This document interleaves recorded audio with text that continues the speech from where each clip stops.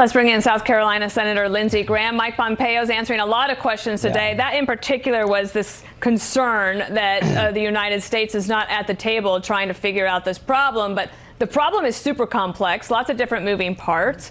How do you see it as it stands now at 2:25 p.m.?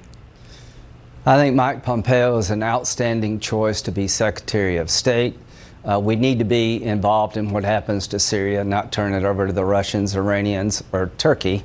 But let me just say to Bob Menendez, my friend, I voted for John Kerry, understanding exactly how many times I disagreed with him because I thought he was qualified. Bob, Mike Pompeo was first in his class in West Point. He was an Army officer. He went to Harvard Law School. He's been the CIA director. He's been a member of Congress who's traveled all over the world with myself and Senator McCain. He's an outstanding choice. He has the competence of the president. As CIA director, he understands the world for what it is. He is not a libertarian, so I can understand why Rand Paul doesn't like him. He's not a liberal Democrat. He is a solid conservative Republican that I think is highly qualified, and I hope he gets bipartisan support. Well, and if he is confirmed, this issue about what's happening and going to happen in Syria will not be going away anytime soon. He's going to have to deal with it. This morning, the president tweeted. Can I just add something? Sure. As CIA director, he has been dealing with it. Of course. There's no doubt in my mind that Mike Pompeo understands the threats we face, believes that diplomacy is a tool in the toolbox. And He's he been said in military that. office. And, he said that. He said it's important that the State Department be, that the morale be improved, that the ranks be filled, that they make sure that they have everything they need so that military action is not as needed. However, the president this morning, tweeting an update to this situation, and he said, never said when an attack on Syria would take place, could be very soon or not so soon at all. In any event, the United States under my administration has done a great job of ridding the region of ISIS. Where is our thank you, America? What I wanted to ask you about is another question that Pompeo has received repeatedly, which is, what is the congressional responsibility here? Does the Congress need to weigh in, or do you think, based on your experience and, of course, your legal experience, that the president has the authority he needs to take action that he says is coming? Well, I've been a military lawyer for 33 years. The War Powers Act was passed by Congress right after the Vietnam War. I don't think it's worth the paper it's written on. The Obama administration said that the Congressional War Powers Act encroaches on the Article 2 powers of the Commander-in-Chief.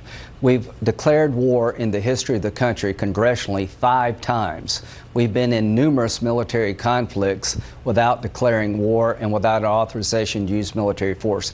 This president can take on a rogue regime like Assad, who violated the chemical weapons ban.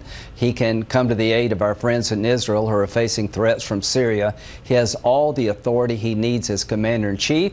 And if the Congress doesn't like this military action, you can defund it, but you can't have 535 commander-in-chiefs. You can't take away that power. My last question to you then is something I just talked to General Jack Keane about, which is this question about we know now that our our Defense Department, Secretary Mattis says that there was chemical weapons used against the people of Douma last weekend in Syria. The question for some people still remains, are we sure that it was Assad's forces that did it? Do you know for sure that it was Assad? You don't need Sherlock Holmes to figure this out. Number one, be as bold as the French. You'll never go wrong.